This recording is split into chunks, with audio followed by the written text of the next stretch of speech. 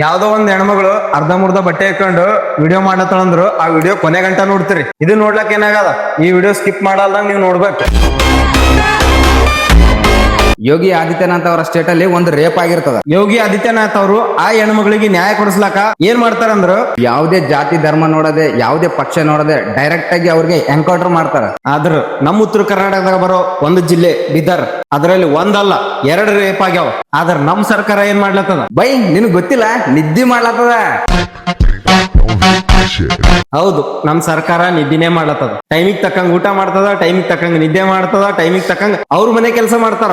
ಅವ್ರು ಗೆದ್ದಿರೋದು ಅವ್ರ ಮನಿ ತುಂಬಿಸ್ಕೊಳಕ, ಸಾರ್ವಜನಿಕರ ಕಷ್ಟ ನೋಡ್ಲಕ್ಕಲ್ಲ. ಆದ್ರೆ ನಮ್ ಸರ್ಕಾರಕ್ಕೆ ಬೇಕಾಗಿದ್ದು ನಮ್ ವೋಟ್ ಅಷ್ಟೇ. ಆ ಓಟ್ ಅವ್ರಿಗೆ ಸಿಕ್ಕಿದ್ಮೇಲ ಅವ್ರಂತಾರ ನಮ್ ಮನ್ಸಿಗೆ ಬಂದಂಗ ನಾವ್ ಮಾಡ್ಕೋತೀವಿ, ನಿಮ್ ಮನ್ಸಿಗೆ ಬಂದಾಗ ನೀವ್ ಒಯ್ಕರಿ ಅಂತೇಳಿ.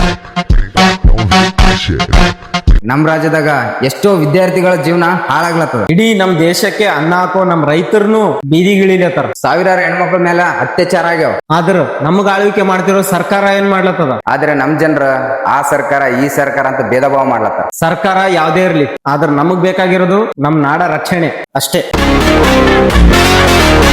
ಸರ್ಕಾರ ಏನು ಮಾಡಲ್ಲ, ಇನ್ ಮುಂದೆ ನಾವ್ ಮಾಡಿ ತೋರ್ಸಮ್. ನಮ್ಮ ರಾಜ್ಯನ ಆಳ್ವಿಕೆ ಮಾಡೋ ರಾಜಕಾರಣಿ ನಮಗ್ ಬೇಡ. ನಮ್ಮ ಜನರ ಕಷ್ಟ ಅರ್ಥ ಮಾಡ್ಕೊಂಡು ಕಷ್ಟ ಪರಿಹರಿಸೋ ಒಂದು ಜನನಾಯಕನ ಆಯ್ಕೆ ಮಾಡೋಣ.